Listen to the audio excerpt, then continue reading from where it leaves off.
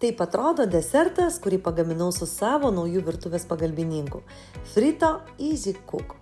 Štai jis tvirtas, galingas, bet tuo pačiu lengvas ir labai paprastai surenkamas. Čia visos jo detalės nuo plaktuko iki tešlos kablio. Dangtelis, kuris užsidaro tvirtai, niekas nesitaško, viskas švaru ir labai paprasta. Dedu kiaušinius, cukrų, miltus, maišau ir čia atsiskleidžia visas grožis. Jis tiesiog daro darbą už mane, sklandžiai ir tyliai. 6 greičiai, nerūdijantis plienas, be BPA.